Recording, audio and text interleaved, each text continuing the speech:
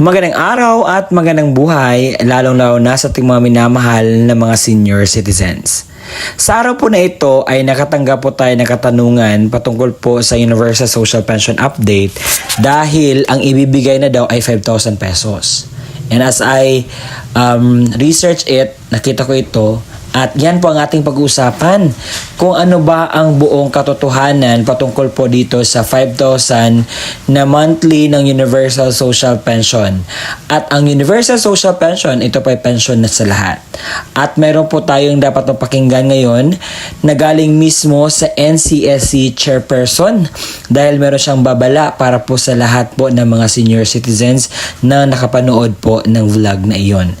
Ngayon po, ito po ang latest update para po sa inyo pong inaasam-asam Universal Social Pension. Pakinggan po natin ito. Sa pag-alam natin sa pulso ng mga ka-Golden Heart, ito ang ilan sa mga scam na kanilang idinulog. Makikita sa screen, isang YouTube video na may 10,000 views na as of February 19, 2026 na nagsasabing inaprubahan ng House Panel ang 5,000 Universal Social Pension para sa lahat ng senior citizens. At ngayong buwan umano, makukuha yan. Naku po, hindi din po totoo yan dahil hindi pa po na isa sa batas ang Universal Social Pension Bill. Again, huwag niyong paniwalaan. Ang ating NCSC chairperson na nga ang nagsasabi patungkol po dito. So ngayon po, para po mas maliwanagan kayo, ito po ang dapat niyo po pakinggan patungkol po sa Universal Social Pension na buong katotohanan. Ipaparinig ko sa inyo nang sa gayon mas clear po sa atin. Magandang araw mga minamahal kong senior citizens. Attention po sa inyo. Ang Universal Social Pension, pensyon para sa lahat, ay aprobado na po sa Kamara. Alamin natin ang buong balita sa akin pong isalaysay sa inyo ngayong araw. Dahil marami po tayong natanggap ng mga katanungan at kinakailangan po natin iyong bigyang pansin nang sa gayon po ay maliwanagan po kayo sa lahat po na pangyayari patungkol po dito. Dahil noong nakarang araw, ako po ay nagagawa ng vlog patungkol po dito at tad ako ng mga comment kung kailan ba ito, magkano ba iyan, dahil marami pong version ang lumalabas ngayon, 1,000, 2,000, 5,000, 10,000, napakarami. At ngayon po, akin pong ipaliwanag iyon na sa akin po mas klaro po sa atin. At sasamahan mo ako hanggang sa dulo dahil ang punto po ng video kong ito is ipaliwanag po ang katotohanan. Nang sa gayon po ay hindi kayo mawawala, hindi po kayo malilito at hindi po kayo mag-false hope kung kailan ba ito ibibigay, magkano ba ang tatanggapin at marami pa tayong pag-uusapan. Nang sa gayon po ay hindi po tayo mawawala sa anumang mga detalye ng balita po nating gustong matanggap. At kung gusto mo ang itong content, baka naman pwede makasubscribe ka sa aking YouTube channel. Ngayon po, ibibigay ko ang latest update. Kung ito ba ibibigay na o ano ba ang dapat nating malaman. Ang unang katanungan, may pondo na ba ang gobyerno para sa Universal Social Pension? Ayon po sa ating mga batas, hindi na po daw problema ang pondo nito. Kaya naman, ibig sabihin, meron na po itong pondo.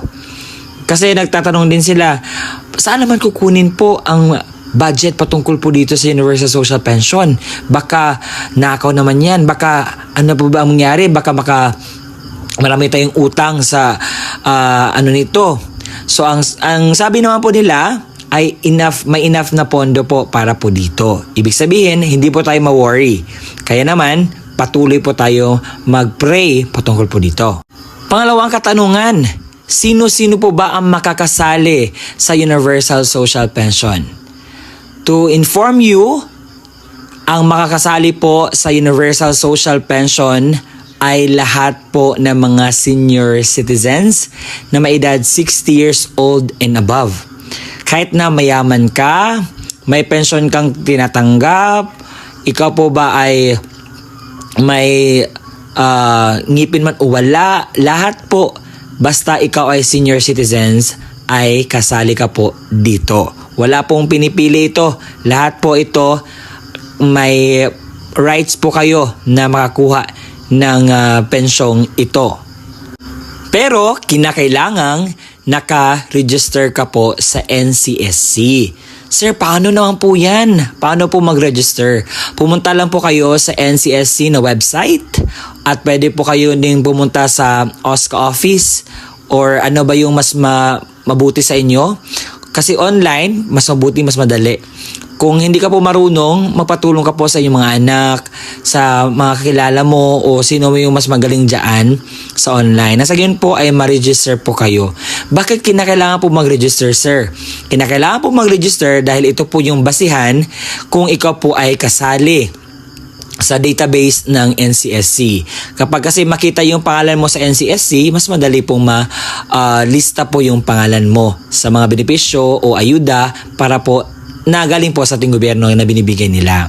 Kaya naman, if nalaman mo ngayon na lahat pala ng mga senior citizens makakatanggap o mag-register ka na, nasa almost 10 million na po yun nakakapag-register. So, ang pwede pong natin gawin, magpa-register na po tayo. Nang sa gayon po ay mas makuha na po natin yung mga benepisyo na ito. Eto, marami nalilito dito, marami nagtatanong, sir, magkano po ba yung Universal Social Pension na matatanggap namin? Kasi may ibang 500, may ibang 1,000, may ibang 1,500. Okay, let me explain something. Noong nakaraan, dahil ang Universal Social Pension noong nakaraan is aprobado na ito eh. Pero natulog lang ito sa pinatulog lang ito at hindi pinagalaw at hindi inapprove. Kaya naman, inulit na naman ng ating mga minamahal na tagapagawa ng batas kasi gusto nila talagang i-push na mayroong matanggap ang ating mga minamahal na senior citizens na pensyon galing sa ating gobyerno para rin sa mga senior citizens na walang pili kahit na ikaw ay may tinatanggap na pensyon, mayaman, mahirap, lahat po. So, ang matatanggap po noong unang push nila nito is 500 pesos per month. At ngayon naman po, dahil nakita naman po natin na sobrang mahal yung bilihin tapos 500 lang, so hindi po siya enough. So ngayon naman, they are raising it into 1,000 pesos per month. So mas okay naman siguro ang 1,000 pesos kasi kapag susobra naman, medyo mahirapan tayo sa pondo kung saan tayo kukuha. Kaya naman parang pinapa-approve nila is 1,000 pesos. Yung 1,500 naman is galing yun sa ni Ma'am Riza Hontiveros. Kasi plano niya is 1,500 kasi mas enough. Pero yung pondo natin mas kukulangin tayo kung susobra pa tayo sa 1,000. Kaya naman, yun po. As of this moment, yung planning is nasa 1,000 pa lang po. May nagtatanong sa akin, sir, kailan po ba ang payout niyan? Para naman ma-enjoy po namin yung binibigay ng gobyerno sa amin na pagmamahal. At yun po ang Universal Social Pension. So, as of this moment po, ang Universal Social Pension ay isa pang bill. Ibig sabihin, kinakailangan pa ito ng approval galing po sa ating presidente. Kapag na-approve na po ito, at may IRR na, may rules and regulation for implementation na, dyan po, that time ay meron po magaganap na payout. Pero sa ngayon po, pinupush pa lang ito ng ating mga gobyerno. Wala pa pong tawag dito, pirma galing po sa ating presidente. At ito po ay bill. Ibig sabihin, wala pa pong, hindi po siya ma-implement. So, kasi ma-implement lang isang bagay kapag ito ay tapos ng mapirmahan ng ating Pangulo. Pero sa ngayon po, antay lang po tayo dahil hindi nga ito tawag dito hindi hinahayaan ng ating gobyerno na makatakbo ang bill na ito kasi nung una pinatulog ito pero ngayon binuksan uli dahil gusto talaga nila na mayroong matatanggap ang mga senior citizens na pension or tulong galing sa ating gobyerno. At yun po, wala pa po tayong payout for para dito po. Yung payout na ina-upload ko palagi is payout po yun sa social pension for indigent senior citizens. Yun po, mas klaro po sa atin. Kasi marami nagtatanong, sir, yun po, ito po yung mas klaro na detalye na binigay ko sa inyo. Nang sa yun po, hindi po kayo magtatanong-tanong. Hindi kayo malilito sa mga balita. Okay, wala pong universal social pension na umabot ng 6K, 2,000, 3,000, 5,000, 10,000, 12,000. Marami pong lumalabas ngayon. Hindi po yun totoo. Ang totoo po, itong binalita ko ngayon. Okay? Nasanay mas klaro po sa atin ang natanggap natin ng mga balita ngayong araw patungkol po sa Universal Social Pension. Kung nagustuhan mo ang content natin ngayong araw at naintindihan mo ang ibig kong sabihin patungkol sa Universal Social Pension, paki-subscribe naman. Hanggang sa muli natin pagkikita, maraming salamat po dahil umabot na tayo ng 80,000 subscribers.